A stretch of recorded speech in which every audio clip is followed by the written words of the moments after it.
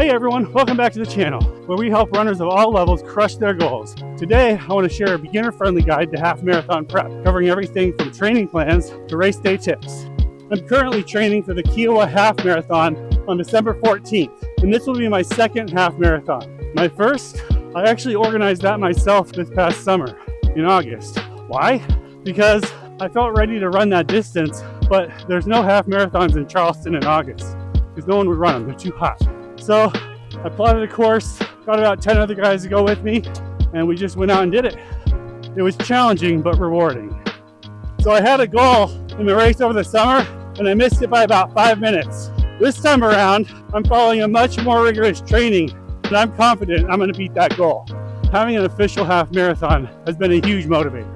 Let me take you through everything I've learned so far, from my F3 routes to solo runs to what I've learned training for Kiawah. Let's start with the basics. Gear. Having the right equipment is crucial, and it all starts with shoes. Head to a specialty running shop to get fitted. Look for something that suits your running style and offers plenty of support and cushioning. And don't forget good socks. Look for moisture-wicking materials to avoid blisters.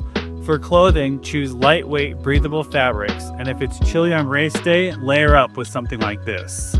Extras like a running belt, water bottle, or hydration pack can be game changers for longer runs. Test these during training so you know what works best for you. Training is where the magic happens. A typical half marathon plan lasts 10 to 12 weeks and includes easy runs, long runs, and cross training. Easy runs build endurance without overloading your body. Long runs, done once per week, get you ready for race distance. Start with 4 or 5 miles and increase by a mile each week until you hit 10 or 11. Don't stress about hitting the full 13.1 in training. You'll get there on race day. Cross-training like rowing or cycling helps prevent injuries and builds overall fitness. And rest days, they're just as important as training days. Over the summer, I didn't follow a strict plan for my first half marathon training. I felt ready, but I didn't reach my goal. This time, I'm following a focused plan to beat my previous goal, and it's made a huge difference in my confidence and performance. Nutrition is very important when you're training for a half marathon. Make sure you're getting meals with protein, carbs, and healthy fats.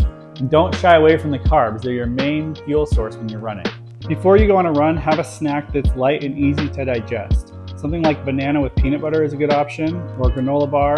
I really like these Stroop waffles. These are not the fancy running ones. And then also stay hydrated throughout the day. If you're going to be going on a long run, I suggest electrolyte mix. On race day, bring energy gels or chews for mid-run fuel. Experiment with these during training so you know what works for you and avoid any surprises. Race day is exciting and nerve-wracking, but a little preparation goes a long way. On the night before your race, lay out all your gear, your clothes, your shoes, your race bib, and your fuel. On the day of the race, arrive a little bit early so you can soak in the race day energy and do a light warm-up, but don't overdo it. When I designed the course for my first half marathon, it included a flat lap around downtown Charleston, followed by an out and back over the Ravenel Bridge. Those elevation changes late in the race were brutal, but they made finishing even more satisfying.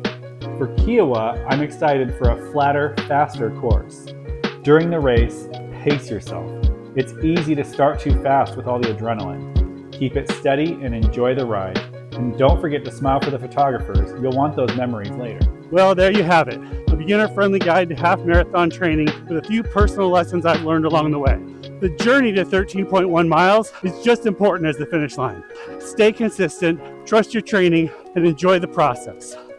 If you found this helpful, hit that like button, subscribe, and share with your running buddies.